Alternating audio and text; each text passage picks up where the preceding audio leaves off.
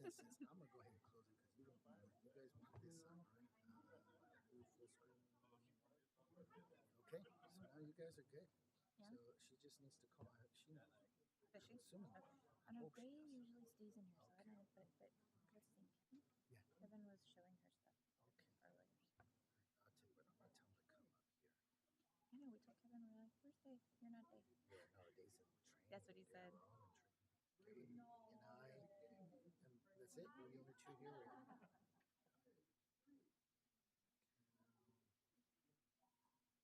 Can you please come up and watch? I hate that. I want to use it. What do I say? Please come up. What do I say? Oh yeah. Poke, poke. Can you please come up before the meeting starts?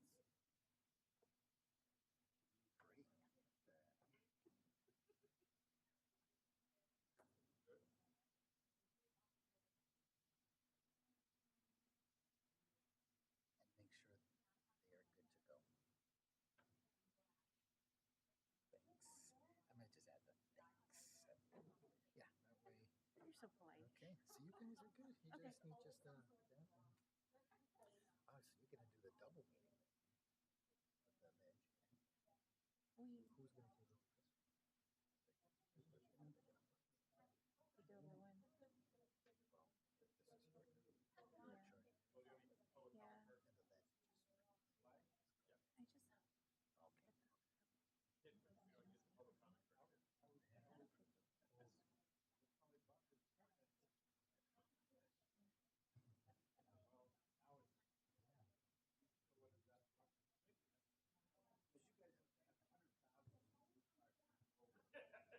Now we need something to do with them. Actually, 93,480. We just put the order in last month. That's his idea. Over committee. Still be using it as town hall meetings, but. Well, The legislative. It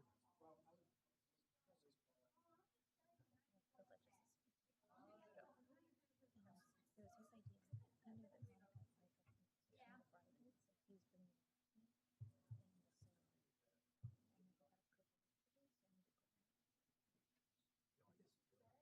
Hey, are you free Wednesday next week for lunch?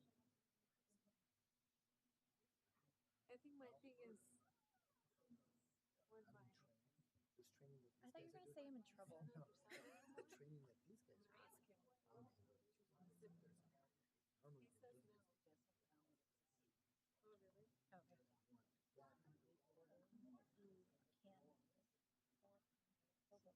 Oh, What if we That don't makes do you go back and look and check? Even if we have to be back on time, I always have to be back on time. Okay. well, I can do this. How did you take it? Okay, good. He even like he was like 3 or 4. So you're gonna do it.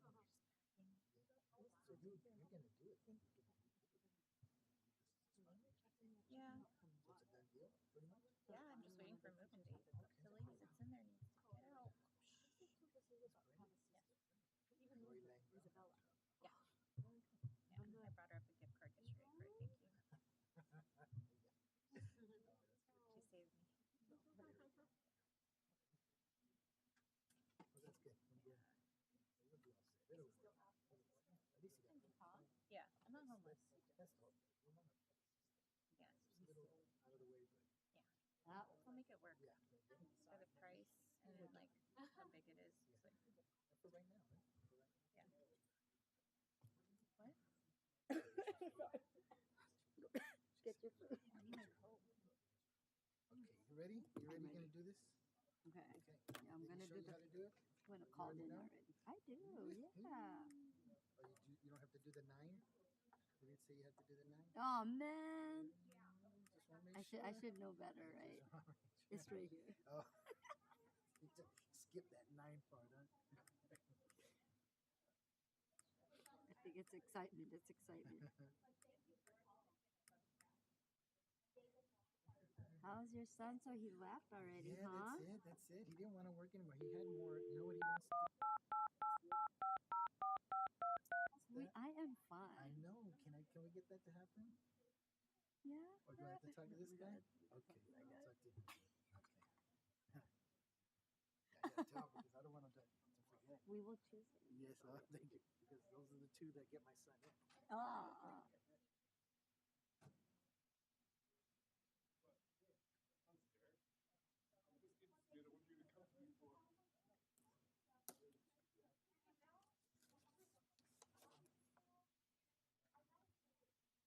I dialed. It's not asking me to. Should I try again?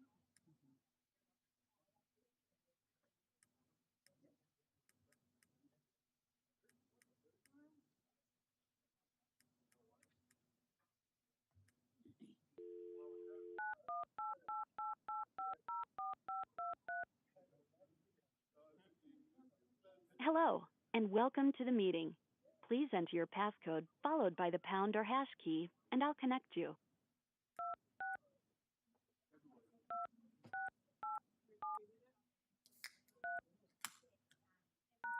Please hold while I confirm your passcode. Eddie. Thank you for joining Global Meet. Okay, you guys are in. Yeah.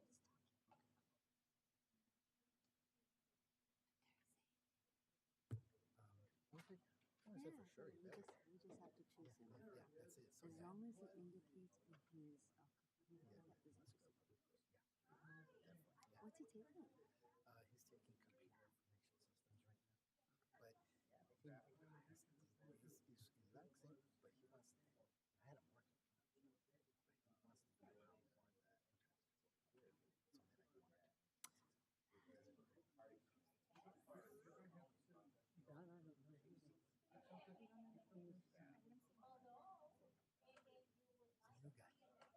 New guy. Is he? He reserved him. That's what he said. That's what he said.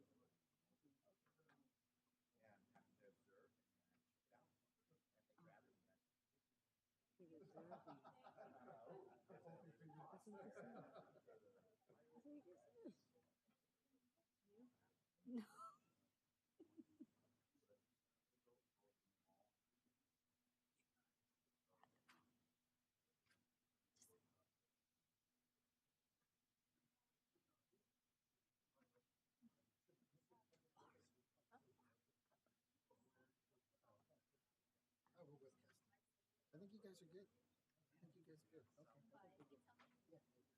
We'll talk more. Is he hearing things from other interns that like our group is? Doesn't really, but he says he like it, but he wants to be around more. He figures if he's there, Thanks, Kevin. he can work on his speaking skills because he's We did make them do some presentations and stuff. It's just well, before he's underneath. And I thought that was pretty cool. Remember, we'd be at the dugout. yes, exactly. And then he finally lessened it. He told me for the meetings, he ended up with 7. Terror. It's hard to because a lot of these kids. Yeah, I mean that's it. I can't. I have 4. I don't have 5. I had to send it to them who's in it. Again, those people, yeah, I can do for a while, but if they still want to sit in front of the computer and just sound just see, I want to be there. Yeah. Well, that's why I tell ours that, we also do grunt work. It's not always traditional, Yeah, that's what I thought. even us ourselves. So we had them do filing, we had to do I mean, I clean up big rooms. I say, clean up all this, throw the trash out. Yeah. Do something. Get me coffee. Yeah, do something. They love that. That's what they pictured. Can we? I was like, if you want, you guys can go to Starbucks. I'll let you guys go. So they love that. So we're good? Are we good? I think we're good. We're webcasting right now. So smile. Everything's going on webcast.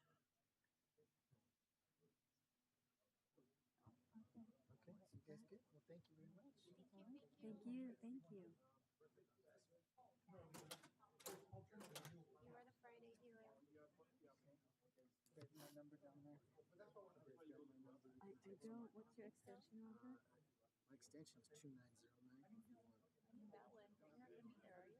I'll probably run around. You can text me at the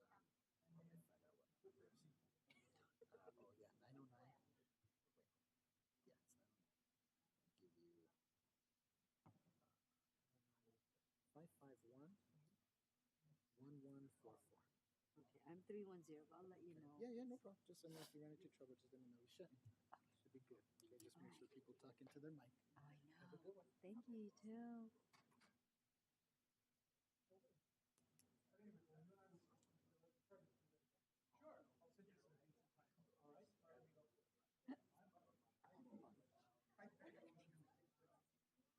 Hiccupy.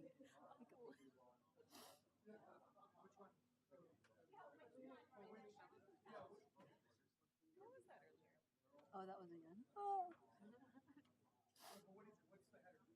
Monopoly, baby. Just say you need coffee. Elaine, what happened? So now Stacy gonna be taking over for you? She's hiding behind there today. I'm Rita, by the way. I'm sorry, Aisha. Nice to meet you. Nice to meet you. Nice to meet the new I local passed it government. on. You I was passed just on the baton? temporary. You were? Yeah. Hey. I was just Lori's sidekick, so I'll be her sidekick now. Come on, Jeanette, Lori. Let's keep us guessing then. We like that. It's.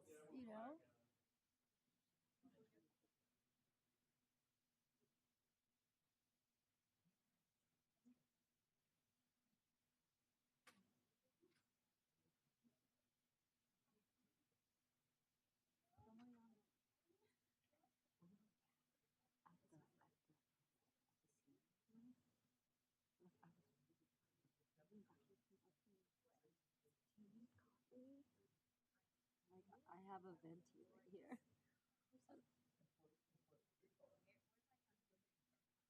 don't know if she meant it, like as a joke.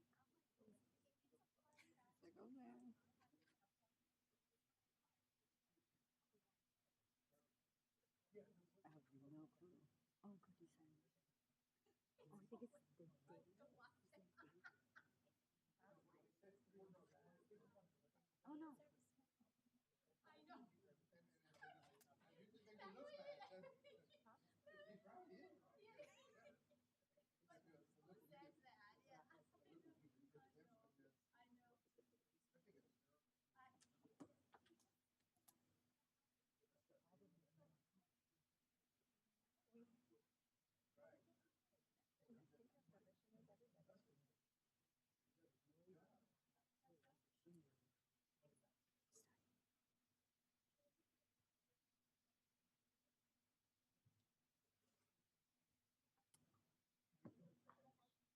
For real.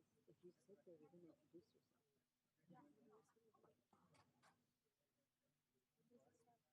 Right now. Are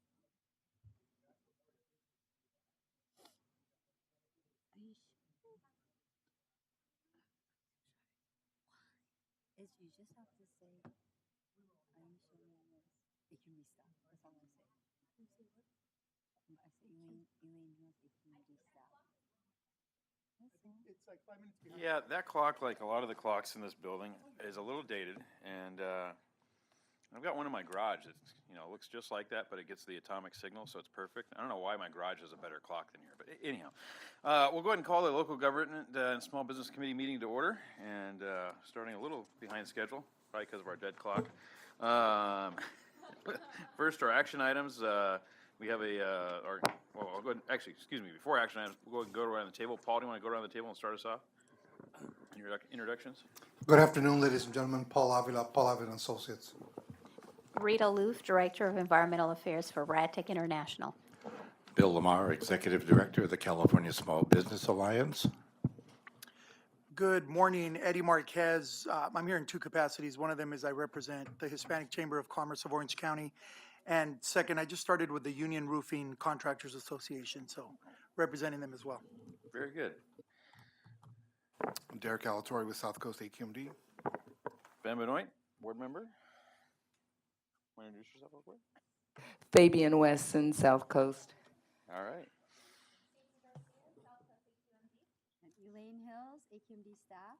And where's Aisha?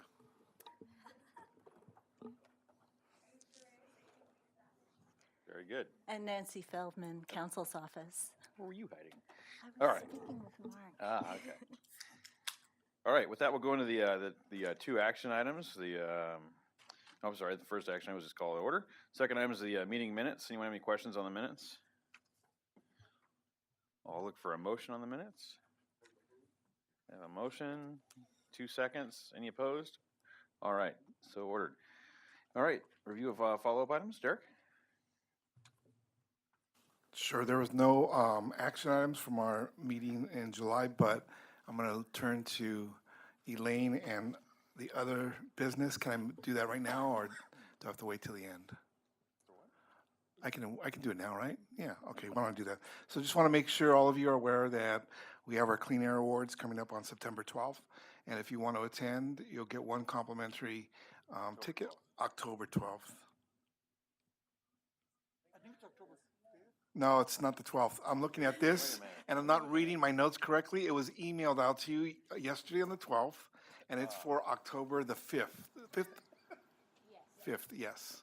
So my apologies. That's what I get for not reading this before and knowing what I'm supposed to say. This for the end of the meeting. I probably should have, but I wasn't sure. That's why I looked to Elaine, and that was my fault. I apologize. All right. With that, we'll go into the first item, the renewable fuels. Follow-up comment on follow-up oh, items. Sorry. Yes. Yes, just wanted to follow up on my follow-up request for Rule 219 update.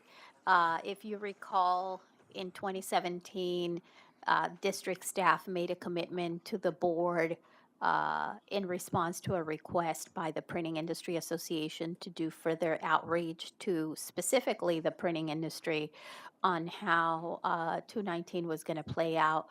And so I've asked repeatedly for a status report on those activities, and I was told that staff would be bringing it back this year sometime. So, Rita, that one is on my, every time we have staff comes to me and asks me for agenda items, I have to, look at them, and that's always, 219 is always on there, and I check with staff to see if they're ready for it, and they're not ready for it, but it's, every time we have a meeting, I'm asking staff if it's available.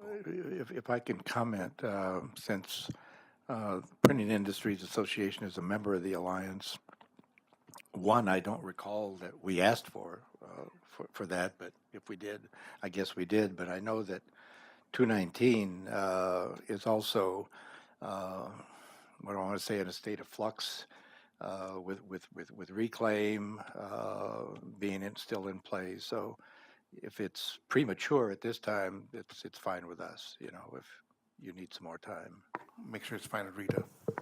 Well, let me clarify, because I think we're talking about two different things. So the request was originally made by Jerry Bonetto at the board meeting, the adoption hearing of Rule 219. And it was basically targeted towards the, outreach and more information on filling out the new forms that ensued from that adoption. So staff said they were going to be doing outreach to the printing industry, and my request was just for an update on what outreach has been done as a result of that request. I'll keep on asking every month. Is this new business here, or we're going to do that at the end? This is just general statements.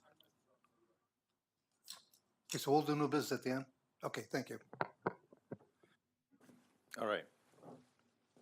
With that, we'll go into our first item, the renewable fuels. Philip? Hit the bottom of the stand there. It'll go green. There you go. Now you're on. Hello? Okay. There you go. Great. Oh, can I go back? Thank you. Oh, am I in control now? Okay. Good morning, and thank you. My name is Phil Barocca. I'm a program supervisor in the Technology Advancement Office and the Technology Demonstration Division. Thank you for the opportunity to speak with you on renewable fuels in the transportation sector. I will hopefully provide you with some new information. However, there may be some information that you are all aware of, so my apologies in advance.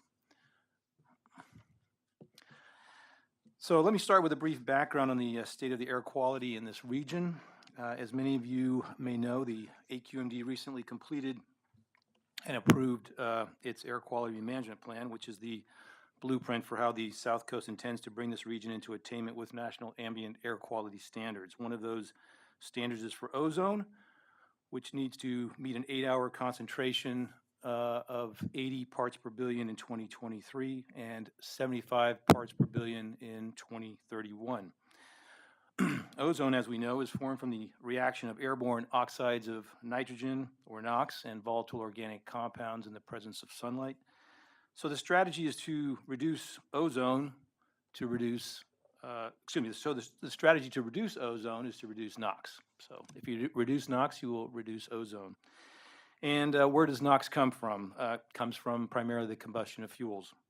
The AQMP has identified the transportation sector and mobile sources as the greatest collective contributor to NOx in this region. On the chart, the white line is showing where NOx levels are expected to be based on current regulations, and the line below it, the black line, shows where NOx levels need to be reduced each year to meet these two ozone standard deadlines. So as you can see, the current regulations are not going to bring us to where we need to be. And as indicated in the slide, we need a 45% reduction by 2023 beyond current regulations, and 55% to meet the 2031 deadline. The Air Quality Management Plan has identified control measures on how NOx emissions can be reduced from the transportation sector. However, it involves converting nearly all heavy-duty vehicles to zero and near-zero emission systems. This will require regulatory efforts that go beyond the South Coast's current authority and/or significant funding to incentivize fleet turnover. And with respect to funding incentives, that will be discussed by our next presenter. So, do we have the technology to achieve zero and near-zero emission transportation? The answer is yes. As an example, the 3 engines depicted here have all been certified to CARB's optional low NOx emission standard, which allows manufacturers to have their equipment certified to a standard that is as much as 90% cleaner than the current national and state standard, earning them the distinction as near-zero emission. These engines are the next generation of natural gas-powered engines and are already available in all of the major truck manufacturers' chassis and buses and refuse trucks, concrete mixer trucks, street sweepers, and other heavy-duty applications. Many of the vehicles that you see operating today that have the CNG sticker on the back are operating on natural gas, and the newer ones are most likely using this new near-zero emission technology. It's been determined that extensive application of this existing technology will have a significant impact in reducing ozone in this region, and we would like to see the diesel engine manufacturers meet or exceed the levels that their natural gas cousins have achieved, but so far this has not happened. So, in short, the technology is here today. It's in use. The refueling infrastructure is here and continues to expand. It is significantly more cost-effective today than the alternative zero technologies that are in development, and costs are expected to become lower and more competitive with increased sales. So how does this tie into renewable fuels? Getting off the natural gas spiel. So here's an overview of what I would like to present to you on renewable fuels today. What is a renewable fuel? What renewable fuels are used in transportation today? The significant roles that renewable fuels serve in our society. Some of the significant drivers for renewable fuel production and use. A brief definition of what is renewable natural gas, what is renewable diesel and biodiesel, and then I hopefully will have some information for you on the projects the South Coast AQMD is co-sponsoring that pertains to renewable fuels. So renewable fuels are fuels derived, produced, converted from renewable, sustainable sources of energy. In short, they are not fossil fuels. So in the transportation sector, the fuels that are needed include electricity and fuels that can be used in clean, near-zero engines and fuel cells. So renewable forms of electricity, hydro, solar, wind, geothermal, biomass, and renewable forms of energy that produce gaseous and liquid fuels include various forms of biomass that are derived from agricultural operations, food and green waste, dairy and livestock operations, and biosolids and wastewater. The sequence of figures at the bottom is basically providing you a concept of how biomass is converted into both renewable natural gas and renewable hydrogen. So what are the roles that renewable fuels play in our society?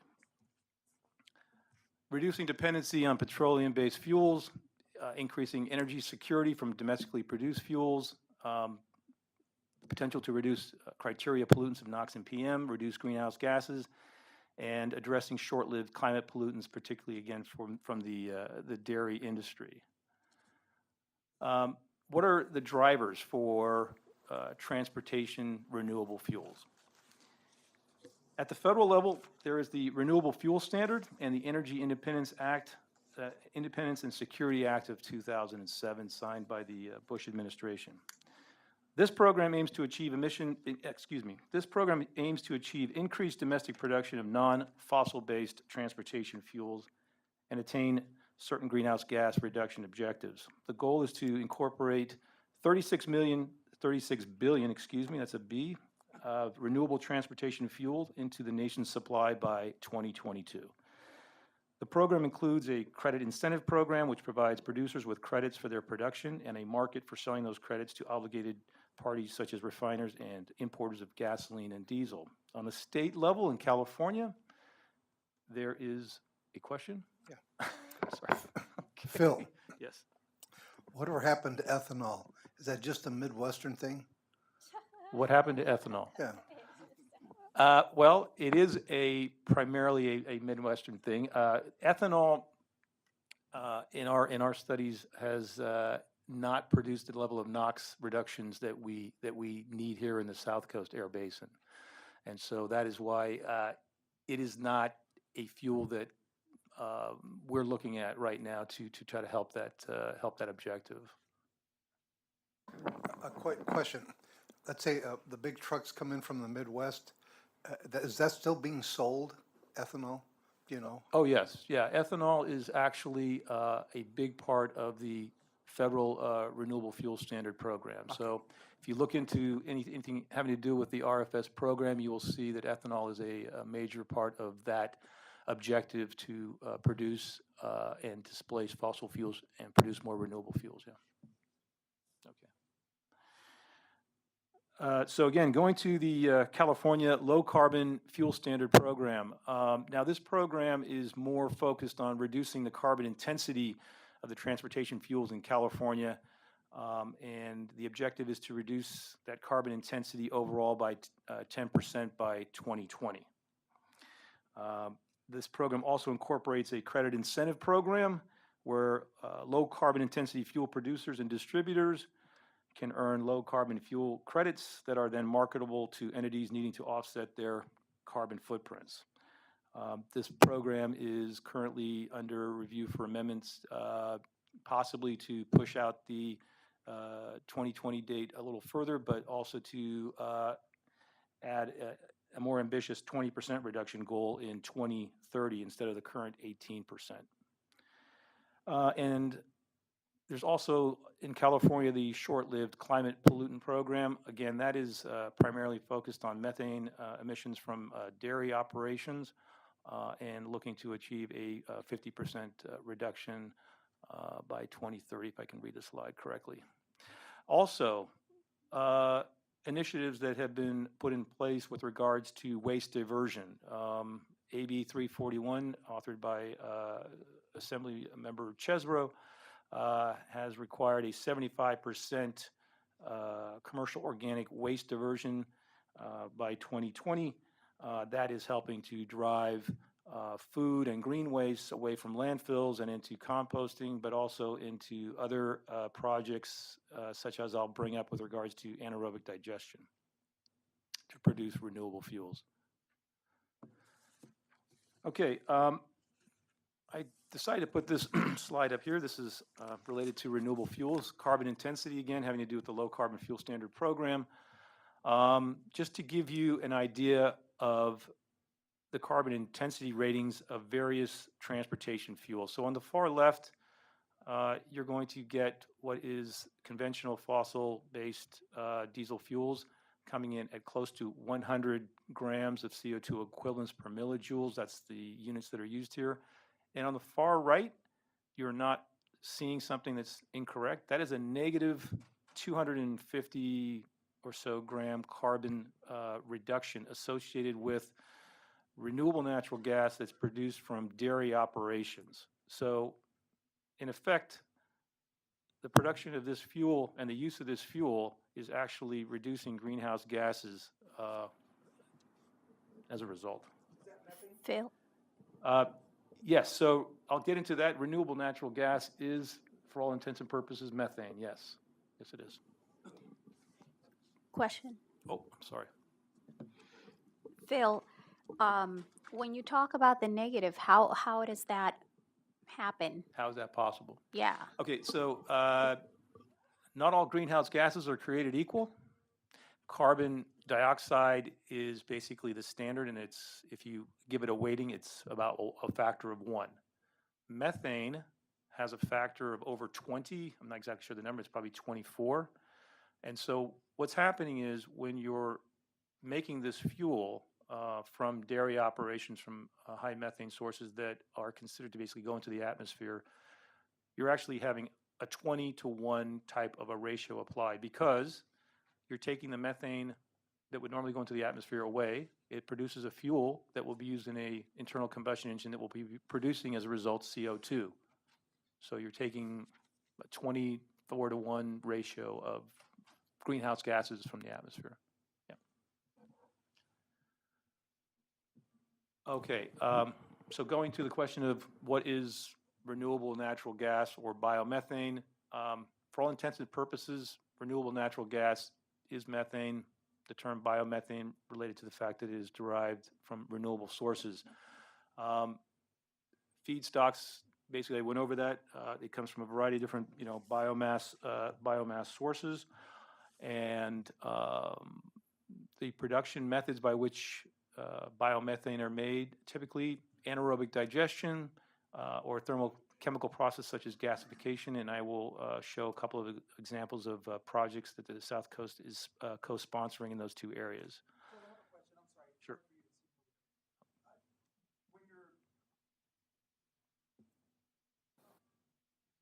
No, it's me. It's user error. When you're talking about carbon sequestration, as it applies to the methane, can the same be said for some of the other renewables? Like, so for example, if you take diesel, renewable diesel, aren't you in fact also sequestering the carbon there, and can't they get more credit for that as well, or is that a different process? No, exactly. You're correct. The feedstocks for renewable diesel are the same type of biomass feedstocks that would also result in methane reduction. So yes, there would be that, in effect, a carbon sequestering effect as well through the production and use of that as a renewable fuel. Yes. Yeah.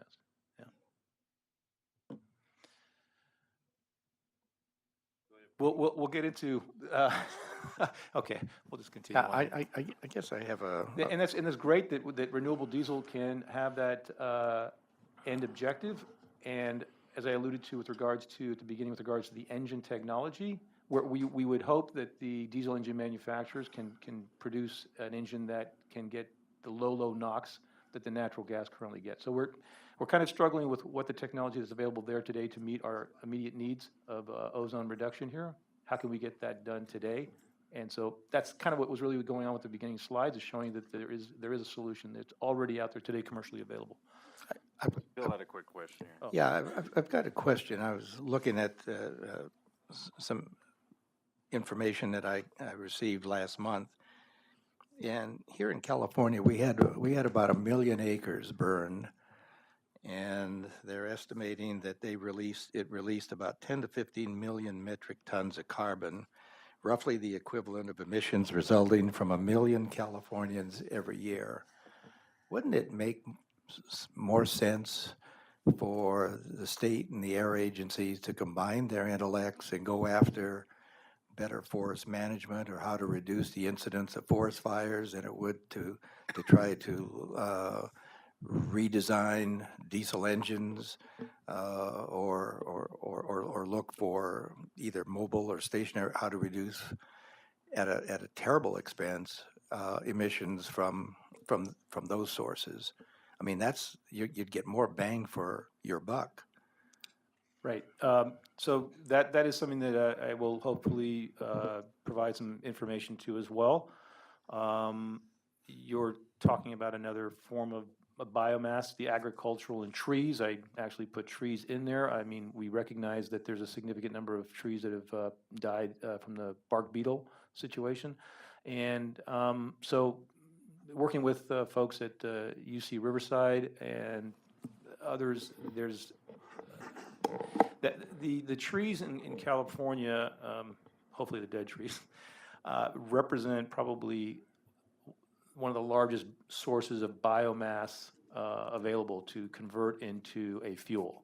And so there are technologies, the gasification process, pyrolysis technology that folks at UCR are very much interested in and see a very big future in. That would be the feedstock. That would be one of the feedstocks, is to take those trees, put them into this system, and actually produce a renewable fuel from them. Yes. Does that answer your question? I don't know whether you did or not.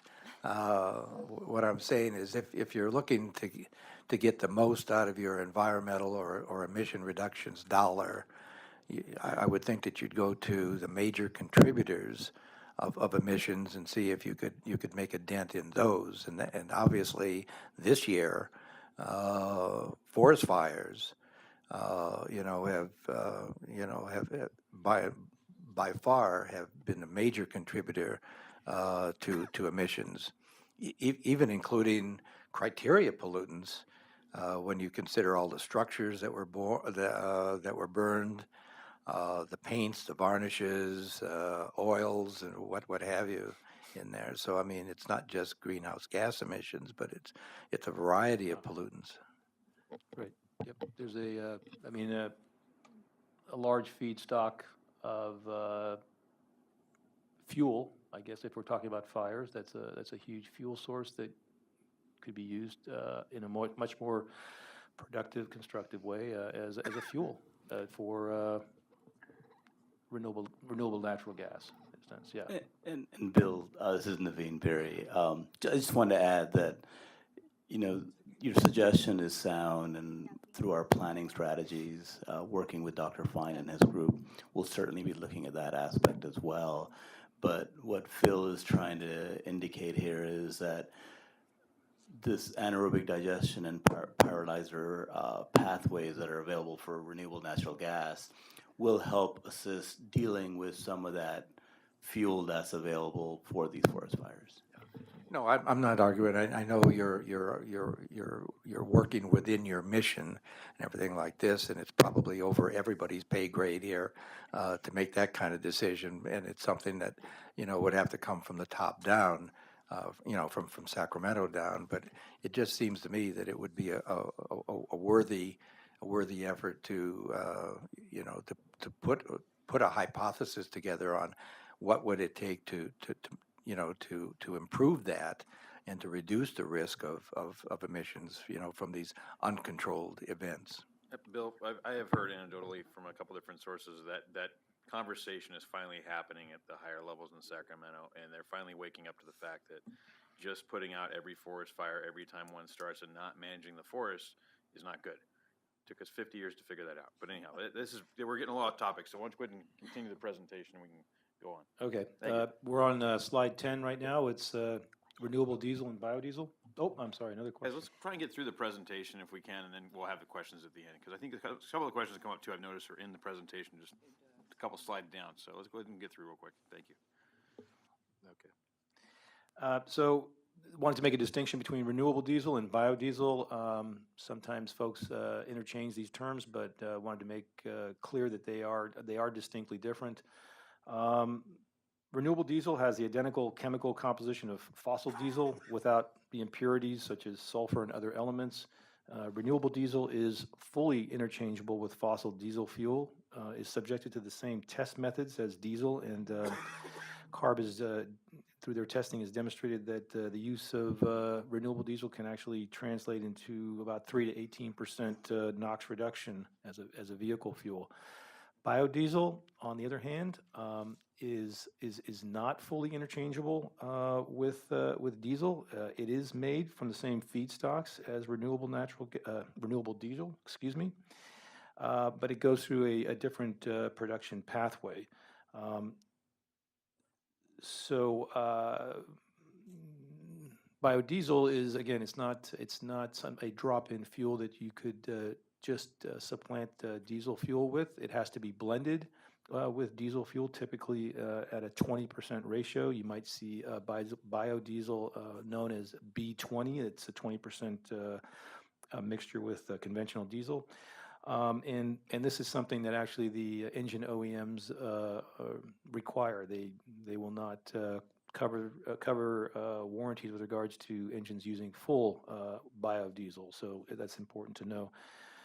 And also, biodiesel at certain blend levels can actually, we've found that it can actually increase NOx emissions in diesel exhaust. So there's a big difference, and we would obviously encourage the use of renewable diesel. Moving on to slide 11. Going into now some of the projects that the South Coast is co-sponsoring on renewable fuels. So we have a couple of projects, some demonstration and production processes for renewable natural gas with CR&R out in Paris, California. They have an anaerobic digestion process for taking high solids food and green waste and converting that into renewable natural gas.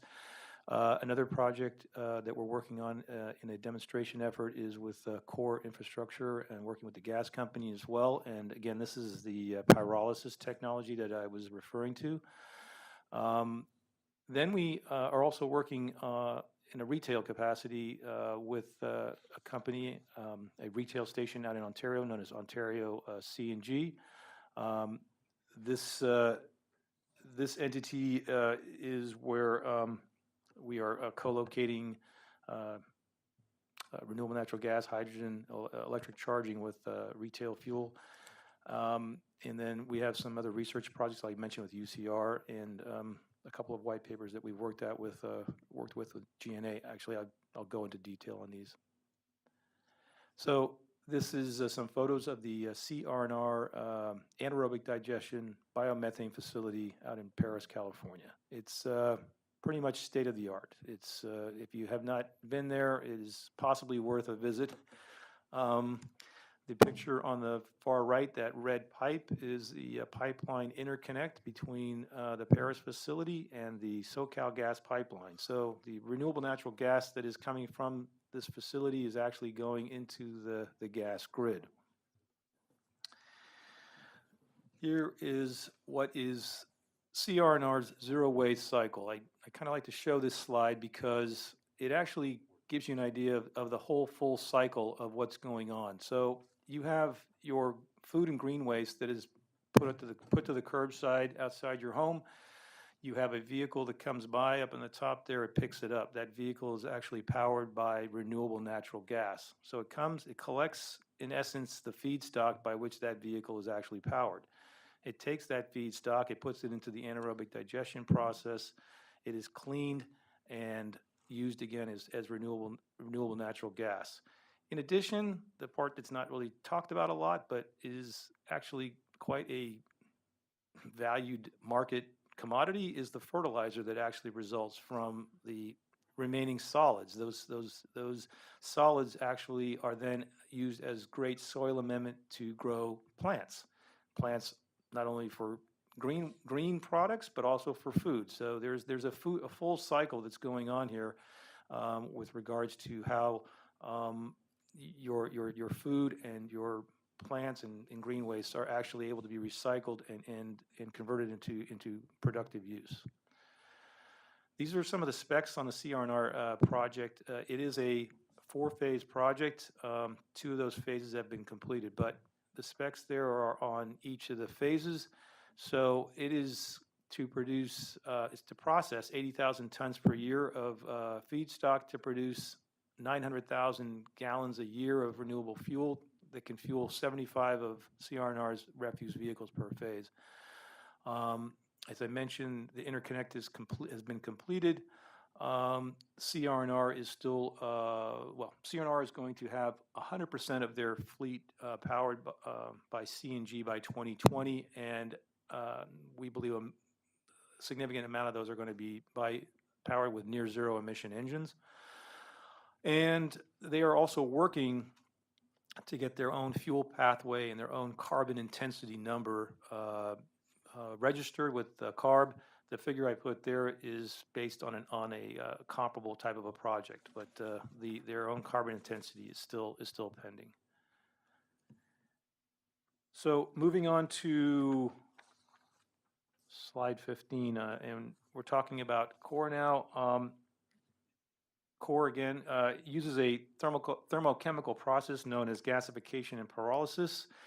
Basically, what that involves is heating the low moisture biosolids in a very low oxygen environment that converts the solids into gas compounds such as CO2, CO, hydrogen, and methane. This gas is commonly known as syngas. And syngas basically is the building blocks to create other larger hydrocarbon fuels, including liquids. This project is focusing on RNG and renewable hydrogen fuels. So we'll be working with CORE to demonstrate various carbonaceous feedstocks. One of those actually being, we hope, wood and trees that we were discussing earlier.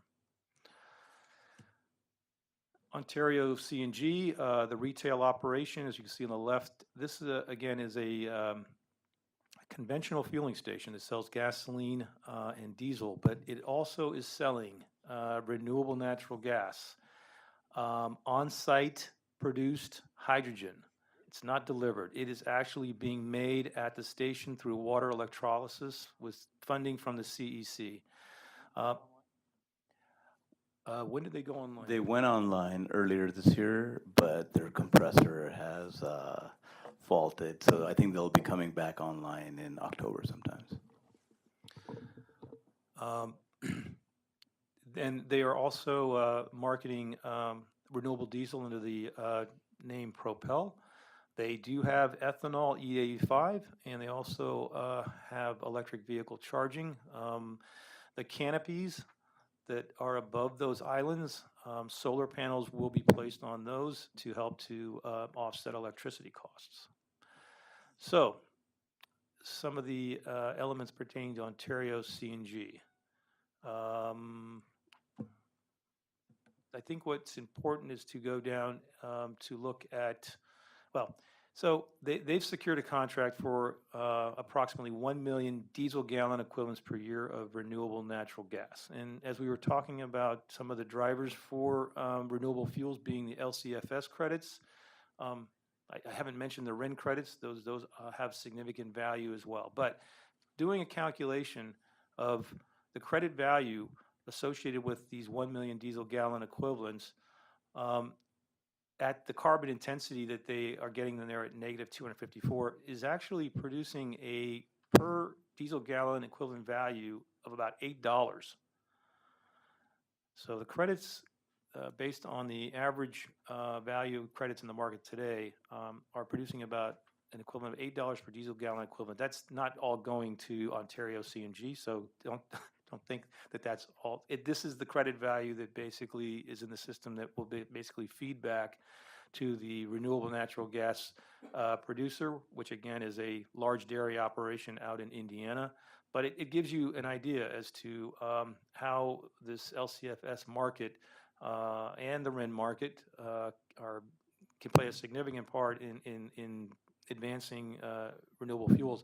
What's important to point out in the process is that it's not just the production of the renewable natural gas that's important. You actually have to find a user of this fuel in order to make this system in order for the system to have validity and and value.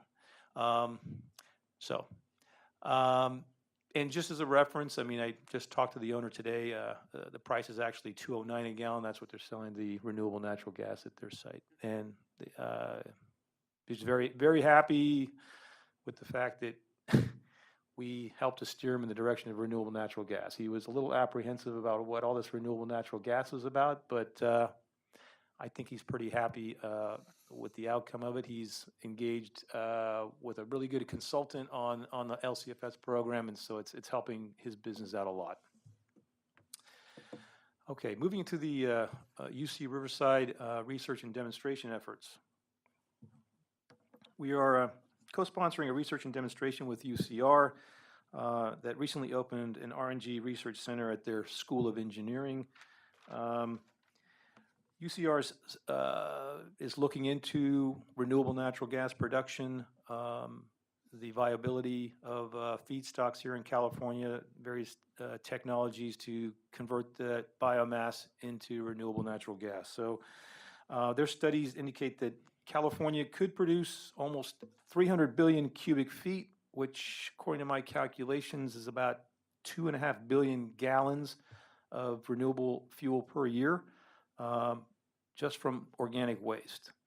So instead of landfilling and burning that waste, California could use it to generate enough renewable electricity.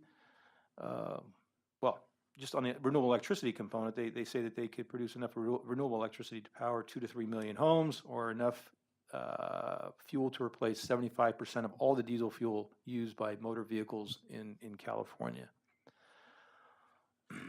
So UCR will evaluate RNG production potentials via thermochemical conversion and power to gas technologies. And I haven't mentioned power to gas technologies, but that is where excess renewable electricity is used to produce renewable natural gas and renewable hydrogen. I don't know if you've been following the renewable energy production here in California.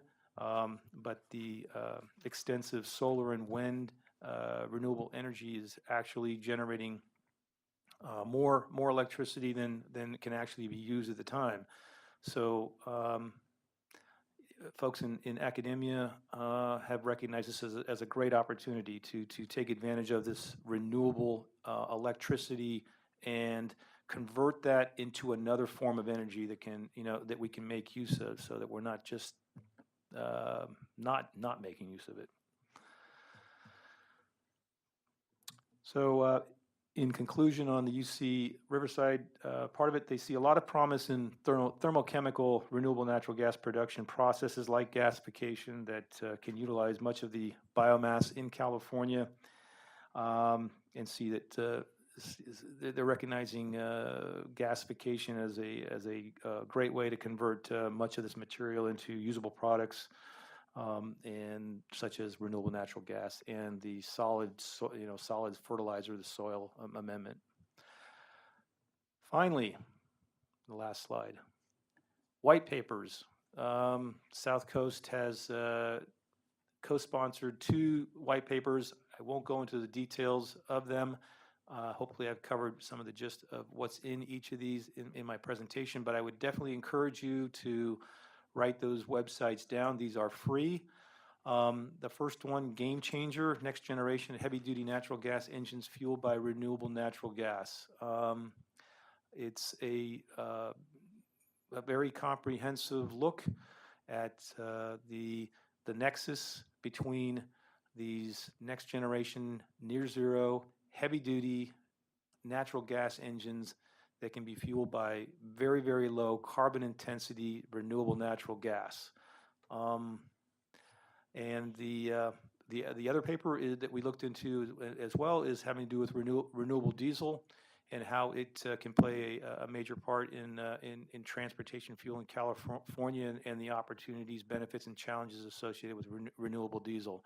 Again, it is a fuel that is can have a very low carbon intensity and can play a significant role, so long as we can get the OEMs to produce that ultra low NOx engine that we vitally need here in the South Coast. So with that, I am take some Before, questions. before you go, Rita had her card up during the presentation. You sure? Okay, go ahead, Paul. Phil and Naveen, first of all, I'm extremely impressed at this because for many, many years, especially with the old gas engines and diesel, but the old ones, not the modern ones, the old ones. So this is definitely a step up. I have two questions for you. One, on the HVO and the WVO, okay? Now, enlighten me here. If it gets manufactured and can be used for commercial purposes, because it seems to me that it's still in its infancy stages right now, okay? But let's say it goes on the shelf next to Pennzoil or one of the other big oil brands, Standard Oil, and it's sold. Will this eventually make its way into the car business, into car engines? That's the first question, in your opinion, obviously. And the second question I have is on same thing with I wasn't quite sure what you said, renewable natural gas. So that would be natural gas that's in the cylinders. So I'm not clear on your terminology. Okay, that's all. Okay, I think I need a little bit of further clarification on your first question of HVL, WVL. I'm not sure. What page are you on? Oh, yeah, let's go. On your page, let's see, your renewable diesel and biodiesel. On renewable diesel and biodiesel? Right. Okay. Were you using all the byproducts of say the agricultural business to manufacture N-methanol? Which page number are you Oil. on, Paul? That would have been Upper right. It has the green page number in each slide. 9 and 10. 9. There we go. 9 and 10? There Renewable you diesel. Okay. So I believe in that completely. Oh, okay. Waste vegetable oil, feedstocks, vegetable oils as fats, soybean, algae. Those are just the varied feedstocks that are used to make biodiesel. Okay. So they can use a variety of those. Some of those products have made it into kind of an ad hoc approach of vehicle, old diesel engines that can run on any one of these. What we've found in some of our preliminary assessments is actually it increases NOx a little bit.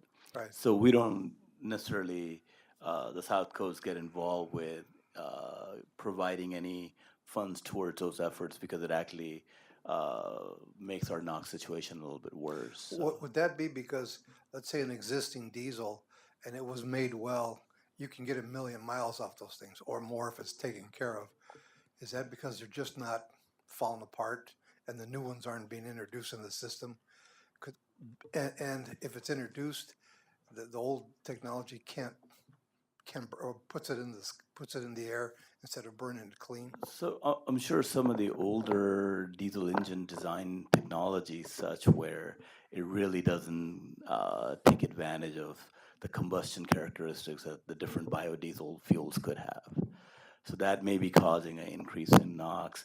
Typically speaking, NOx will go up in combustion when it operates at a higher temperature.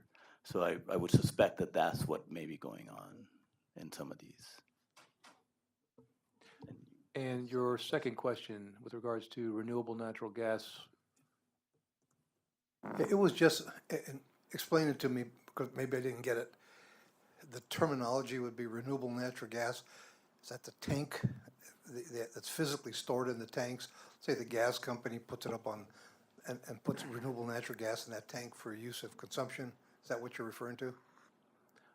Well, when I'm referring to renewable natural gas, it's strictly that the natural gas is manufactured from renewable sources. Okay. So, like my lawn.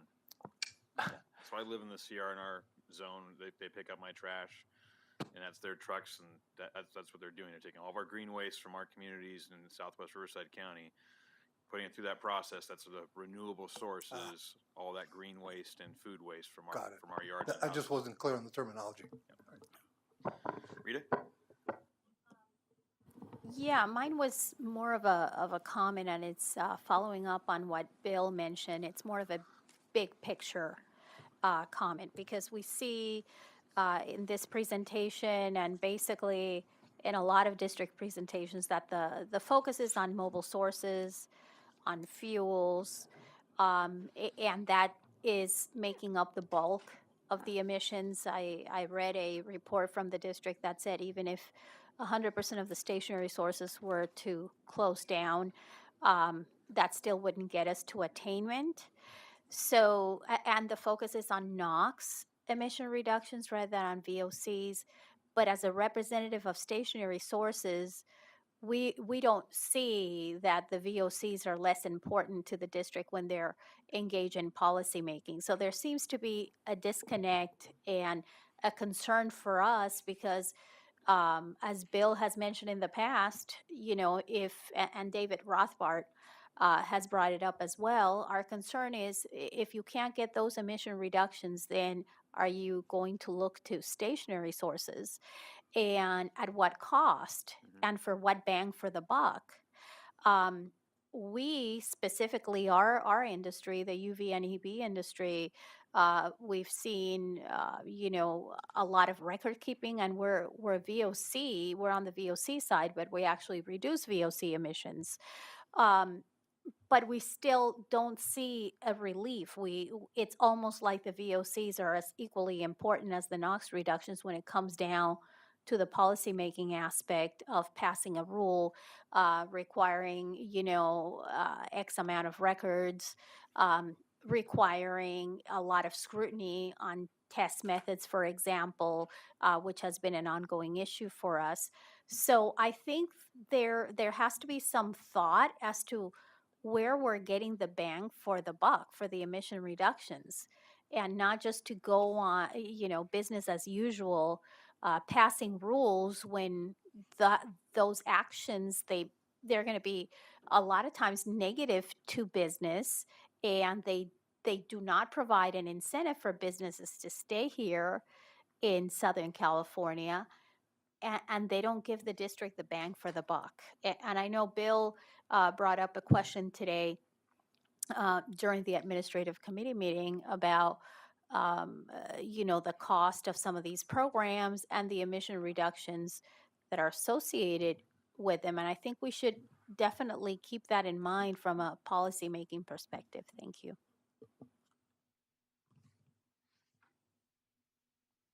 That was more of a statement, right? Got it. Okay. Any other questions on this, guys and gals? All right, very good. Thank you for the update. And for the record, I was at a dinner last night with CRNR and all of their owners and operators. I was at a League of Cities conference down in Long Beach, and so it was a very nice dinner. So, but it's amazing what they're doing at that company, and with the progress they've made, and the 2 more units that when they come online that they're looking to. So basically, they're only half built out right now, but even with that, they have excess gas they're putting back into the system now. So it's a great setup, and can only lead to more. All right, with that, we'll go on to the next item, the update on the our South Coast SCAQMD's incentive programs. Vicki White. Hi, good afternoon. Sorry, can you hear me okay? Nope, I'm turning it on there. There you go. Thank you. I'm Vicki White. I work as the Technology Implementation Manager in our Technology Advancement Office.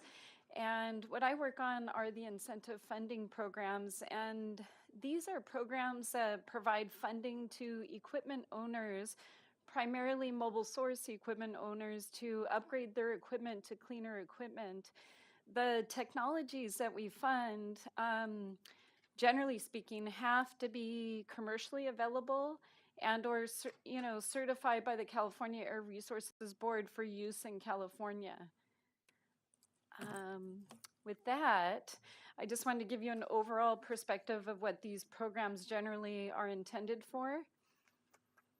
I'm going to start kind of with an overall summary of what I call our main incentive programs.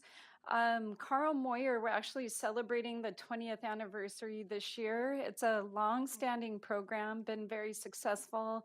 It funds quite a diverse group of projects, very diverse sources. It includes both on-road sources as well as off-road.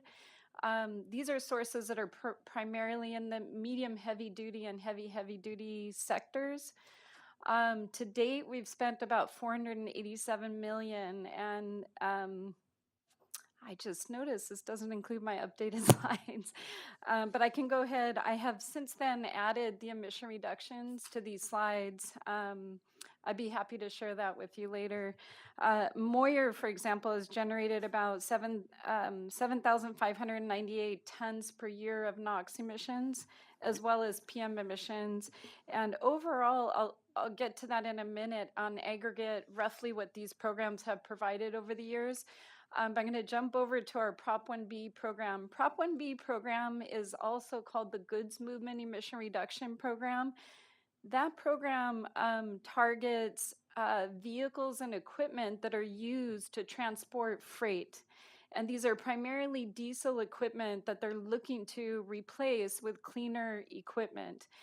And at the end of this presentation, I'll have an update on that program, but essentially all the funds under this program have been committed through contracts. And we're just following up with those contracts right now for full implementation. Yes? Okay, I'm sorry it's not presented here. Okay, great.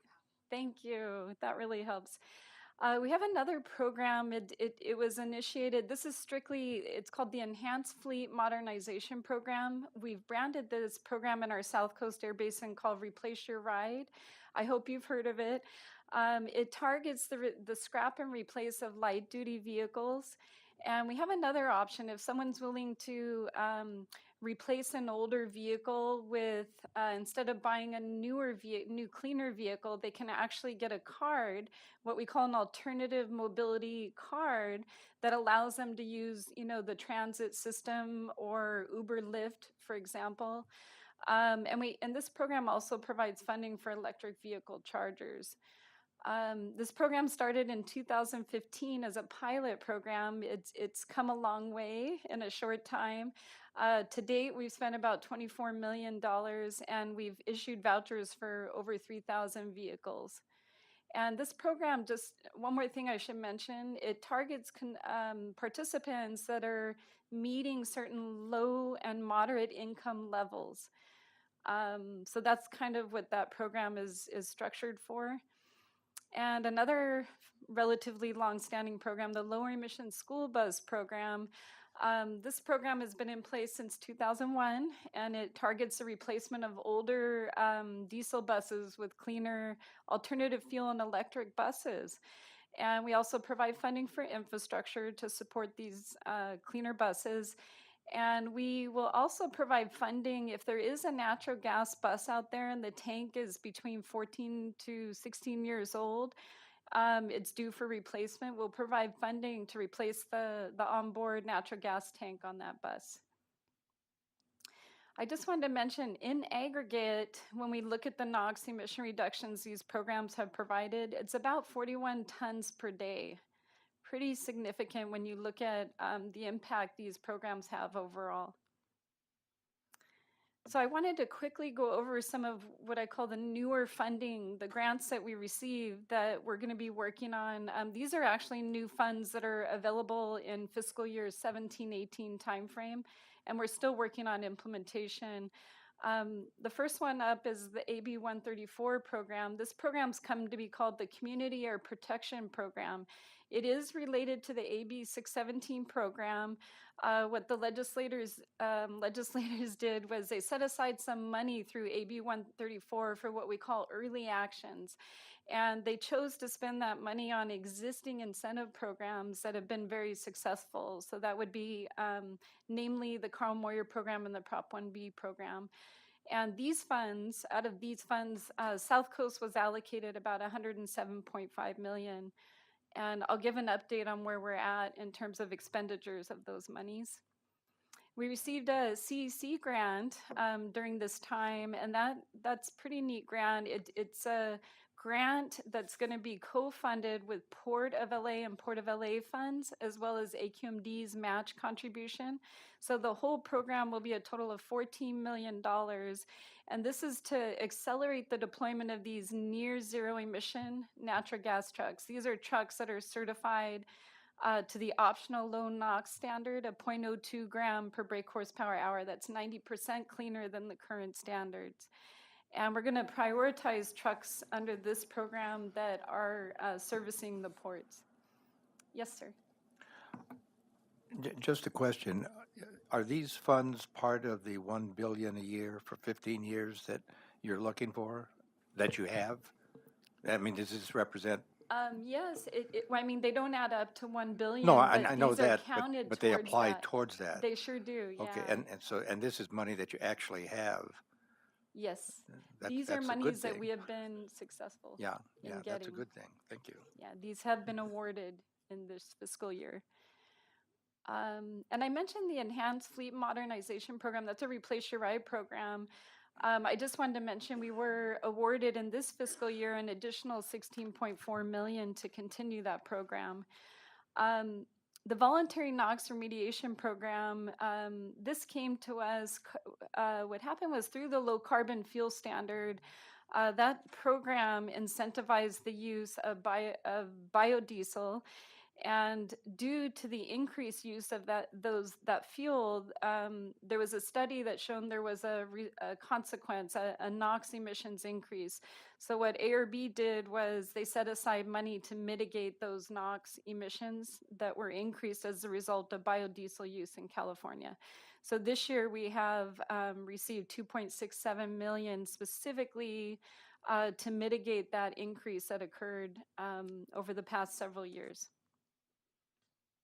And we were successful in getting a couple EPA grants that are worth mentioning. This one is a grant through the Targeted Airshed program. And we're going to use this grant for incentivizing the purchase of zero-emission lawn and garden equipment. These are electric lawn and garden equipment for commercial use. And with the requirement that those equipment must be purchased and used in environmental justice areas for these monies. And that's about $2.47 million. We received another EPA grant. This one was under the Diesel Emission Reduction Program. And this grant, we're going to look to replace older diesel trucks with, again, the very cleanest available optional low NOx natural gas trucks that are currently commercially available. And our lower emission school bus program, I just wanted to mention that during this fiscal year, we awarded $35.6 million in funding towards cleaner school buses. And these buses that we're going to be funding are all going to be at the very low emission, the cleanest buses available, depending on whether they're using propane or natural gas. Yes, sir. Vicki, I'm looking at your page here. It's cargo handling, or it says construction AG. I see that because this morning I got cornered by two big cranes over in Glendora because they're doing a big work over there. They're mobiles and they were spewing out diesel fuel. So does this program take care of heavy equipment or just buses and the smaller pieces? Yeah, not the school bus program, of course, but yeah, we have programs that Moyer program will offer grants for those types of equipment, for example. Is that your question? I'm sorry. Yes, and following the same rationale. Now, it wouldn't be obviously for the purchase of a new one because they're very expensive, but it would be just to, let's say, gut the engine and put in a cleaner engine. Yeah. More or less that basically. Yeah, it's what we call an engine repower is an option for funding under the Moyer program. Right. Sure. And I think, we can even fund it under this next program I'm going to mention. This is a new program ARB started this year. They call it Funding Agricultural Replacement Measures for Emission Reductions. I think they picked those words because it refers to, the acronym is farmer, and it's really funds that are set aside for farmers that, have these diesel equipment that need replacement. This one, actually, I take that as specific to replacement option, but it also, the Moyer program would be the program for an engine repower scenario. And overall, all of these new funding just in this fiscal year add up to about 102 million. So we're not quite close to 1 billion, but we're getting there. Okay, so here's an update on the Community Air Protection Program funds that we receive for financial incentives. AB 134 signed by the governor in September of last year. It set aside 250 million from the Greenhouse Gas Reduction Fund specifically for Carl Moyer and Prop 1B type projects. So this is the 107.5 million I referred to in my previous slides that have been allocated to South Coast SCAQMD. And I'll be giving an update on where we're at with those funds. And the requirement of these funds is that, you know, it really has a heavy focus on funding projects that are in disadvantaged and low-income communities. So, and this AB 134 targets these early actions. So they really want to get projects funded quickly through existing incentive programs. So back in November of last year, our board approved 51.7 million in Carl Moyer projects for this program. 88% of these are located in disadvantaged and low-income communities. And then following that, we held a series of public workshops in February, April, beginning of this year, and that community input was used to target our outreach efforts and identify projects for this year's Carl Moyer program, what we refer to as year 20 of our Carl Moyer program. This legislation allows up to 40% of our total allocation to be spent on clean truck projects meeting the Prop 1B criteria. So we have a recommendation that we're bringing to our board in October that will involve about $19 million in clean truck projects to be spent using the AB 134 Community Air Protection Funds. And then the remaining balance of funds we're looking to apply to this year's Carl Moyer program. And we plan to bring the recommended awards to our board in November for the remaining allocation of our AB 134 funding. Vicki, can I just add something to that? Sure. So originally, AB 134 allocated $250 million statewide, of which our district got $107.5 million. And that was a year 17. For year 18, 19, they allocated $245 million. And we're still trying to figure out how much we're going to get, but we should get fairly the same amount. They took off $5 million and reallocated it to go to environmental justice, environmental groups for education and outreach.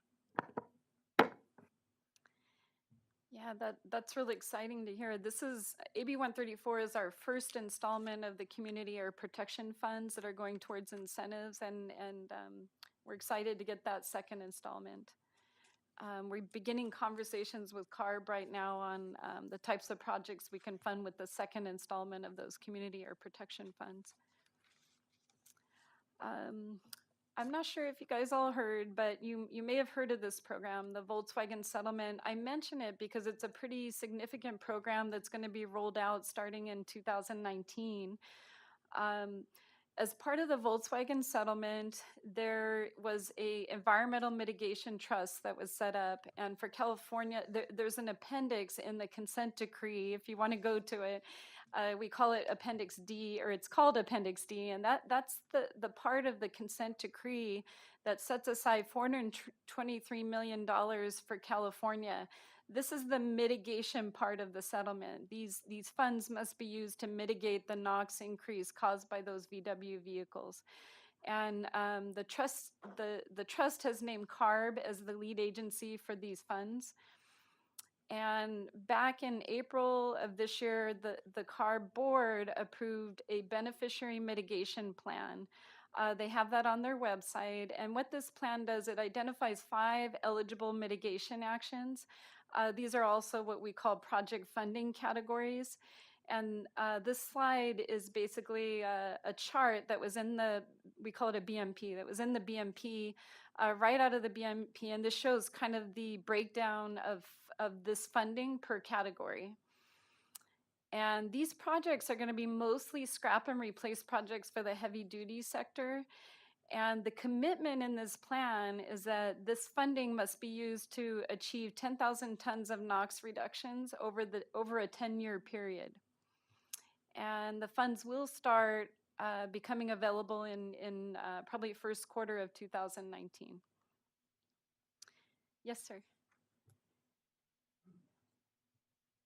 Could it, the purpose of the mitigating trust was, were there more Volkswagens sold around this area than anywhere else? Is that the reason why? It turns out the hotspots for these vehicles are kind of the metropolitan areas. South Coast did have probably the biggest percentage of vehicles that violated. Now, is this spread out throughout the country or just here?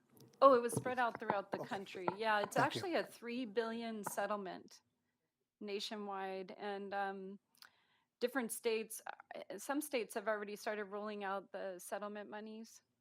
Yeah. And isn't it true, Vicki, that VW was able to use some of their money to put in infrastructure, charging Yes. station stuff? So not the Yeah. entire $3 billion was actually given out. Portion of it was given to, while they were able to basically make themselves look good and put charging stations out there. Yeah, Derek's absolutely correct. There's a Electrify America portion of this whole settlement that VW is rolling out the charging infrastructure for their future electric vehicles. I have a question. What happened, or what is happening to all those non-compliant little Herbies around the country? VW is doing a recall. Are they being crushed or what? No, they're actually recalling those and fixing it. So all of those vehicles received a recall to bring the vehicle in so they can fix it. And they're not allowed to be operated in California unless they're fixed through the recall process.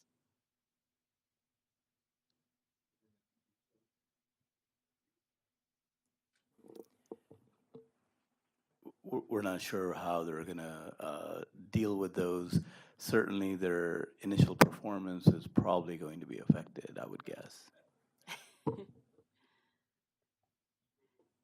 Yeah, so this portion that I'm talking about is strictly the Electrify America side of it. That's the 800 million you may have heard of, and that's the part Naveen mentioned and Derek touched on. But this part is strictly the mitigation funds that we need to use to generate what they call surplus emission reductions to mitigate that impact.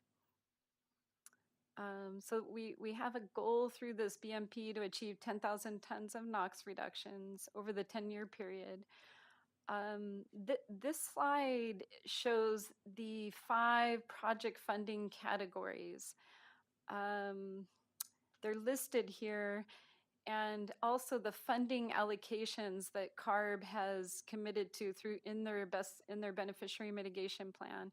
And I just kind of highlighted the technologies that are allowed to be funded through these different categories. And CARB has taken an extra step to identify the air districts that will be administering those funds. So you can see there's 3 air districts that will be responsible for administering these funds statewide. It's a very unique way of administering these funds, but we're working through the implementation process right now. South Coast SCAQMD has been identified to administer 2 funding categories statewide. And these funds are actually going to be implemented or dispersed to the air districts in installments. We're not going to get for example, the $60 million bin for combustion, freight, and marine projects. That's not all coming in 2019. We're actually going to get it in 2 installments. So we'll get the first 30 million to be allocated probably roughly over a 2-year period. AirB requires that we issue 2 solicitations under that category that are at least 2 years apart. So it will be rolled out probably between year 1 and year 5. All the funds will be committed through contracts, but it's going to be rolled out slowly over those 5 years. Vicki, if I may add, Sure. In this chart, the combustion, freight, and marine projects category is the one that's assigned to South Coast. And out of that 60 million, they're estimating about 2/3 of their overall NOx emission reduction goals, or out of the 10,000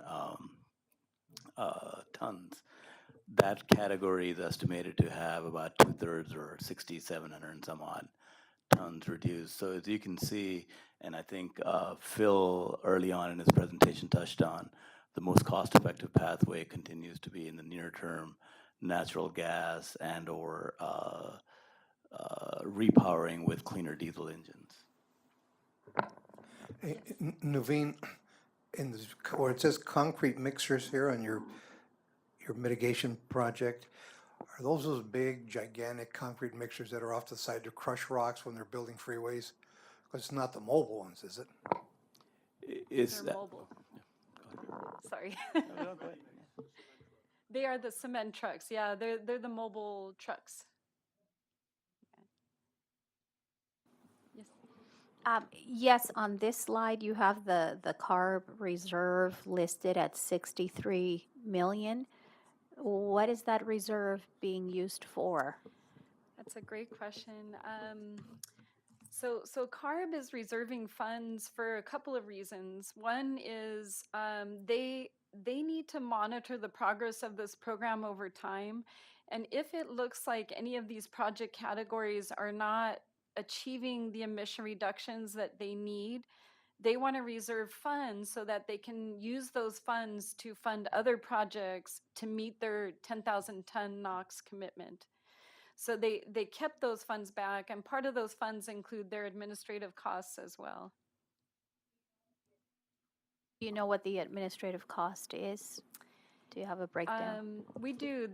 For each of these funding allocations, they gave the districts 10% admin funds, and then ARB's reserving like 15% for themselves. So out of that 63 million, 10% relative to those funding categories, the districts get to administer the program, and then ARB's keeping another 15% for themselves. And that includes, there's a lot of reporting requirements, both the air districts will have to do as well as ARB to the trust and because it's a legal document, a lot of reporting. So I do feel that the admin costs they've given us to administer and implement these bins may not be sufficient. So we're coordinating with trying to discuss with ARB right now if there's any way we can get a little more support. So we have to develop website. We have to have a database that tracks all these projects. We have all the reporting. I think we're going to have quarterly, semi-annual, annual reporting.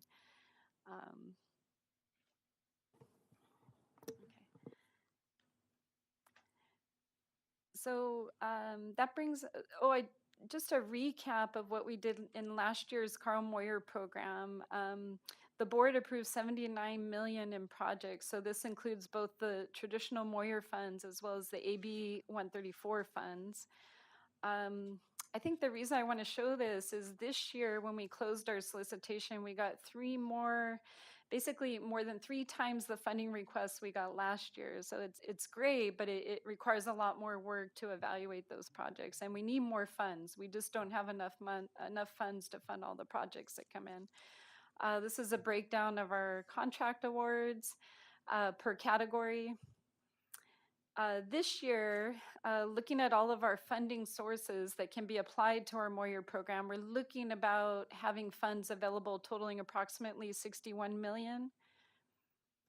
And we closed in June of this year. And like I said, we received funding requests up to 361 million.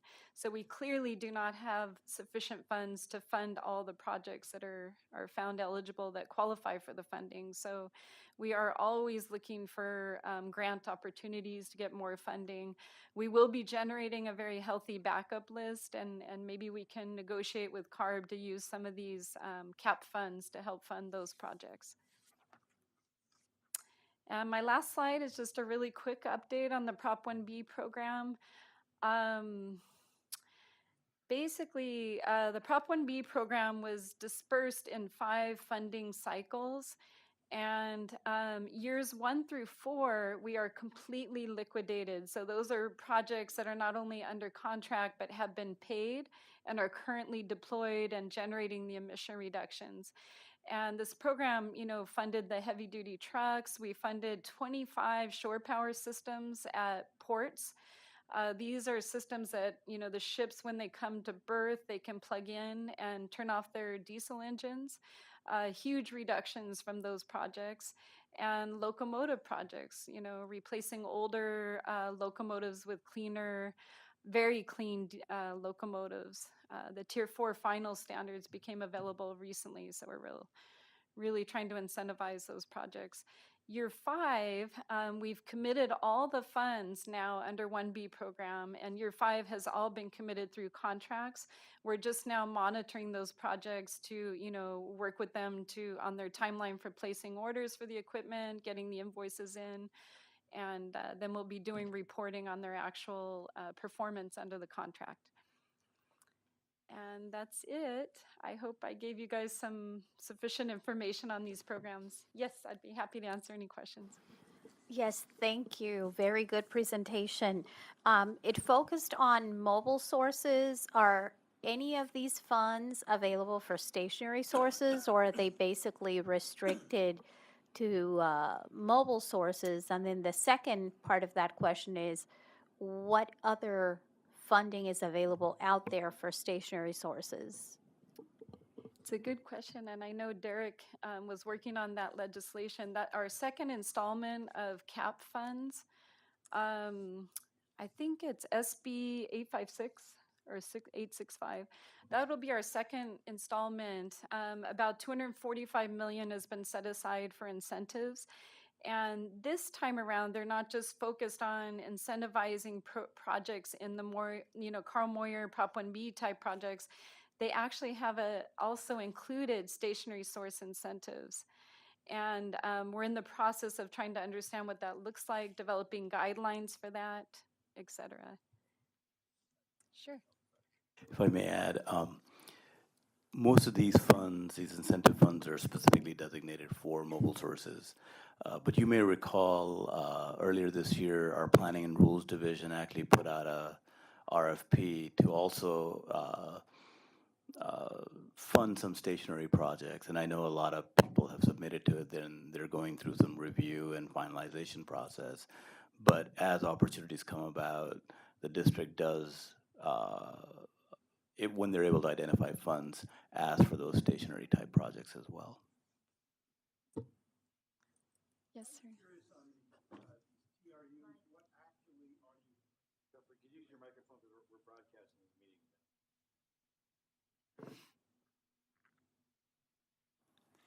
I was curious on the TRUs, what actual type of technology are you using to improve their efficiency? They're basically, on the TRUs, these are those tractors with refrigerated containers on them. They utilize a diesel auxiliary power unit, so we're replacing that with an electric motor. It's actually removing the old refrigerated container, replacing it with one that has an electric motor to provide the cooling for the. They do have to plug it in, and we're providing funding for the chargers as well. Yes, sir. Yeah, I guess to maybe follow up on Rita's last comment. As I said, I was glad to see that there is some funding available in your presentation, even though it's for mobile sources. But as you go through CARB's blueprint, sprinkled throughout this entire document is the word incentives. And they talk about stationary sources. And it seems like the best that we can get from staff here, is staff is committed to seek incentive funding. And I think as we get closer to July 23rd or 4th, whenever these communities are going to be approved, incentive funding is going to be needed certainly within a year after the monitoring. So all of us, certainly industry representatives, are waiting to hear that change from staff is committed to seek funding, that staff has secured funding for stationary sources. That is really a big issue for businesses large and small, but especially small businesses. You know, money in the bank, and is it available for incentives? We'll certainly take that message back. Again, one of the things I did want to clarify here, these funds are typically for projects or reductions that are above and beyond any SIP commitments. And that's the way ARB structured them. And I think that's the same issue that we run into in South Coast as well, that if we're going above and beyond existing regulations, those incentive funds can be available. But the legislator has clearly provided a very strong path forward for the mobile source reductions, and between the Technology Advancement Office, our Executive Office, and especially our Public Affairs and Legislative and Public Affairs Office, we've managed to actually get a lot of incentives this past year and in the next few years than we had previously, even for mobile sources. But your point is well taken, and again, the limitation continues to be above and beyond SIP requirements. Yeah, and I know you're struggling to get that billion a year, but you know, it's as you go through this, as a reader goes through this, maybe that billion a year is not going to be enough. You know, maybe it's going to be significantly more than a billion a year, and especially when you're talking about stationary sources, you're going to have to, at some point in time, relatively soon, when you get these community steering committees looking at technologies for emission reductions, it has to parallel with incentive funding being available to do that. So, Bill, if I could just add to comments, is that, you know, when we're in Sacramento and we hear from leadership, whether it be on the Senate side or the Assembly side, and they're, you know, wanting us to implement 617, making sure it's successful. The first year was mobile, but the next year's year two, which we're into now, and year three, you're going to see kind of a shift from strictly mobile and looking at also stationary. And we recognize that, you know, when we're in these communities, we're doing the monitoring, and we realize, or we find out what the issues are. We have to come up with a mitigation plan. And part of the mitigation plan is going to be, okay, how are we going to correct it, and what are you going to do to correct it? Because it's all fine and dandy. You have it written down. This is the problem, but how do you address it? Truly address it. And we know that there's going to be small businesses out there that are not going to be able to afford those type of equipment that's going to be needed to clean it up. And so I hear what you're saying. I think you see a lot more latitude now when it comes to the funding for the implementation or incentivizing of 617. Well, it's good to hear that we're all on the same page on that. You know, we've seen the very beginning of this in Rule 1469, where you have people come here that are legitimately concerned about the viability of their businesses and their employees, about are they going to have jobs, and the lower these thresholds go, the more costly it is, you know, for businesses to afford this. For small businesses, we're talking about basic affordability as the agencies reduce these thresholds. So I'm not going to say it's not going to go to mobile sources, but you're going to see more money going towards stationary. I just want to make that clear that it's, you know, it's a Yeah, and just one comment, speaking of 1469, and Naveen, you were mentioning, you know, that it has to be for the incentives. In order for you to be eligible, you have to be doing above and beyond what a regulation or the SIP would call for. Well, that's kind of, you know, the conundrum, because you take an example like 1469, the proposed amendments, which haven't gone into effect yet, but once they go into effect, then essentially that business loses the opportunity to seek the incentive funding, because now it's mandated by a rule. So it's what they have to do. They're not going above and beyond. I mean, now, if you did it before the rule adoption, they could claim that they're going above and beyond the rule. But once the rule is in place, then they lose that ability to be eligible for that. All right. Thank you very much. Great presentation. We'll go on to the written reports. Any questions on the written report that's attached? Anyone? Not seeing any. Any other business? Derek, do you have anything else you want to go back over again? I already let the, what's that, the cat out of the, or the, what's the phrase? Cat out of the bag? Cat out of the bag, yeah, so, no, I have no other things. Paul? I've got really 3 requests. The first one, I'd like to get a clear reading, and I've asked you this before, on the sriracha. Did you put a little sign up there? Wasn't for you, Paul. Go ahead. Oh, all right. On the sriracha issue, where the city of Irwindale dropped a lawsuit against the facility. Of course, AQMD was mentioned, but I'd asked you this before because the issue was, the reason the lawsuit came because they had 6 complaints. That was the number that was batted around. And I'd like to. I don't know if that was, that was not the reason for the lawsuit. Right. The complaints that were sent to us, that wasn't the reason. Okay, I understand that totally. But I'd like to see something a little clearer on that as we go down the road, because sooner or later, it doesn't have to be the sriracha plant, it's gonna happen somewhere else, as far as what would get AQMD involved in that, or the existing regulations. But I'd like to see, not today, obviously, not today, So, but let's say down the road, as far as why the district got involved. That's the first item, okay? And then the second item was the taxation issue that we discussed prior. I'd like to see that type of actual publication. And I'll try to find it on the website next month. If I can't, then I'll bring it up again. Say that again, which one was that?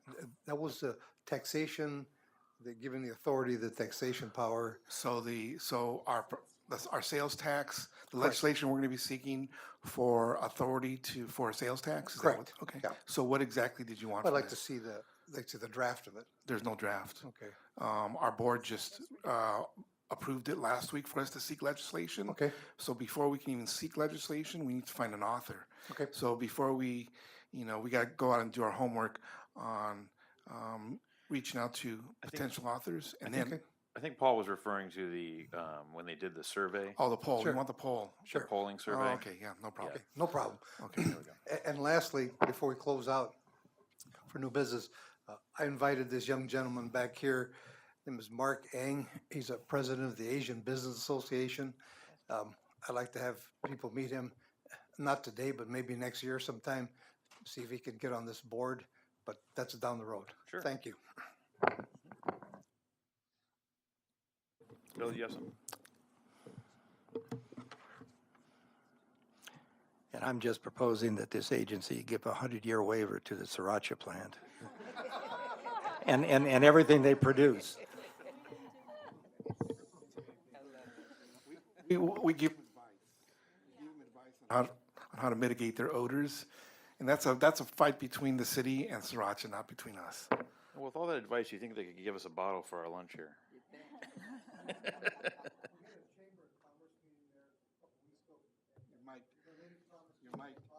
Okay, put your mic on the wall. No, we had a Chamber of Commerce meeting there a couple weeks ago, and the lady promised me, I said, look, I got a lot of friends, I'd like to take a couple of boxes, here, take them. So I'll give them away if I can put my hands on them. You may have to recuse yourself. Yeah, now you're in trouble now. And All you right. gotta report it. One other item coming up, the Environmental Justice Conference, this will be the 4th annual. It's on Wednesday, September 26th from 8 to 1. That's out in LA, back at the chapel. So that's also out there if anyone wants to go to that. Any other business by any of the board members? Paul, your card's still up? You're good? Okay. Not seeing any public comment. On it?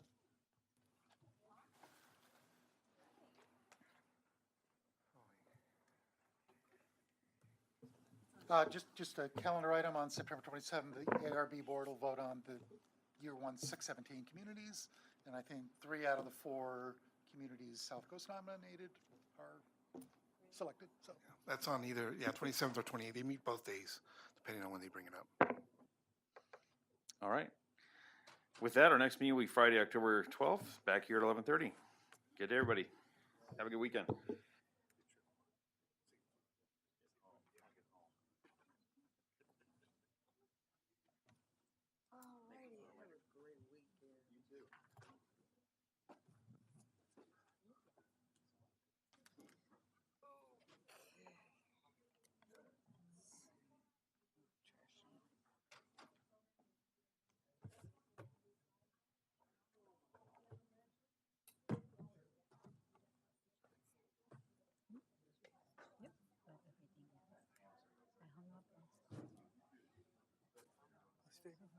I'm doing terrific. What about you?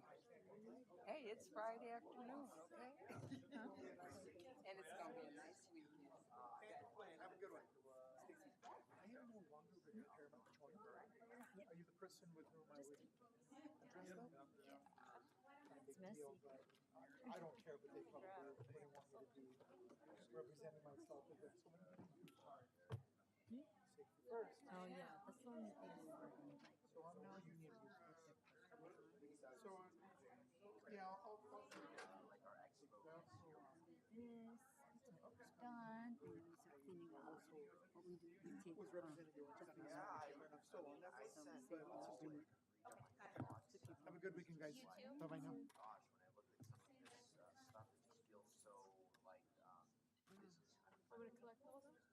Yes, please.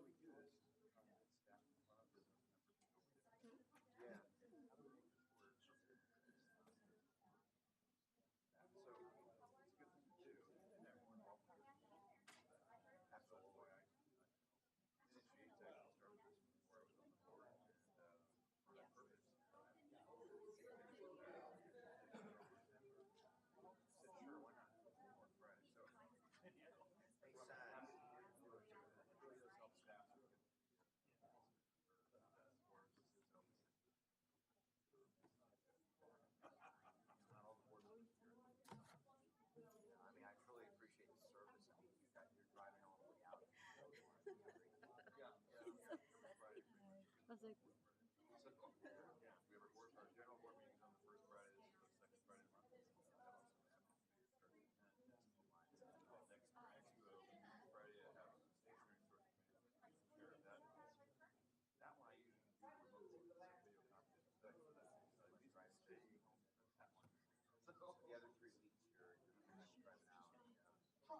But the good news is I bought a Tesla Model 3 a while back, and I got a charger as a plug-in, and it's all electric, and so, you know, it's one less impact.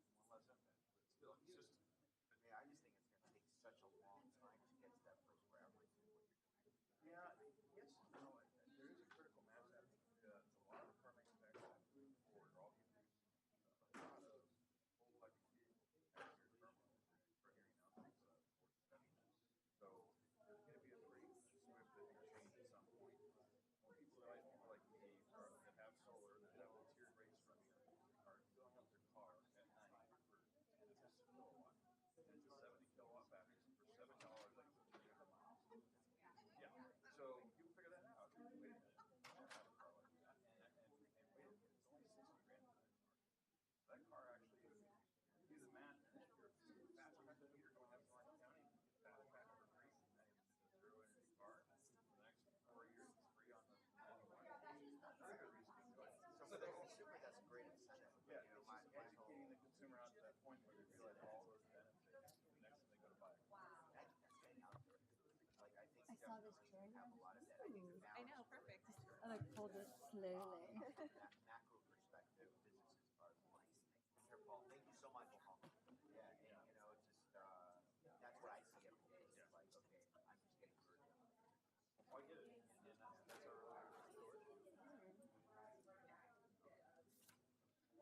It's obviously it's done by 1,000 hills, and I know it's quite. But after viewing before they go out, that's the move. After you buy, but not full boards. You got that mindset.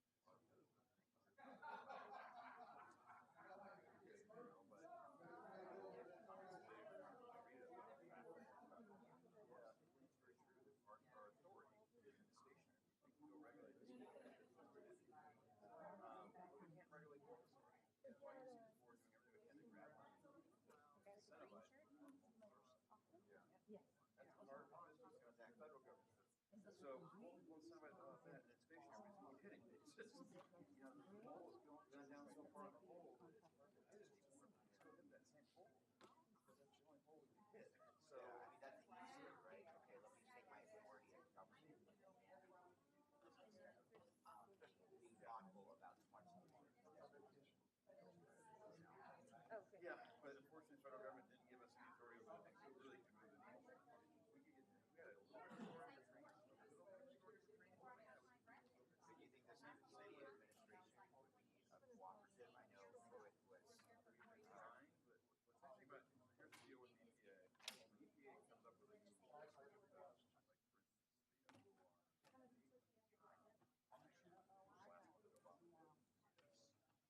carbon or the coal power plants. They have to do a rule, create the rule, and they have to do about 3 or 4 studies after that. And those studies have to be finalized, and those have to go into the federal government registry. Once that happens, that rule can't be. Now that that rule is fixed, those other studies had not been done, so we can go back to change that.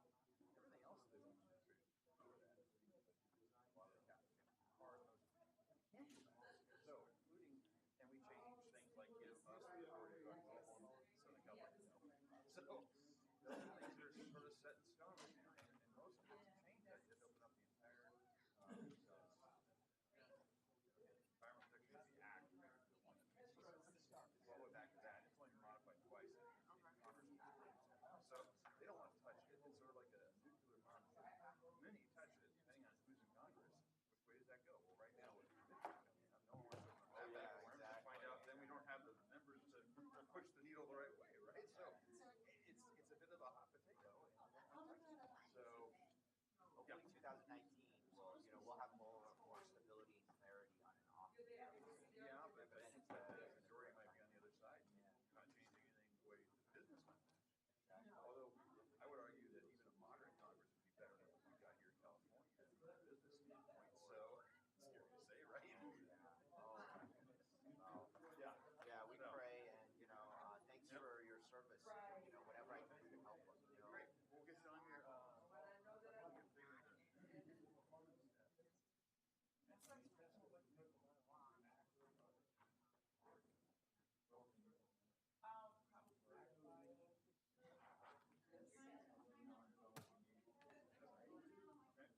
I'll give you another one.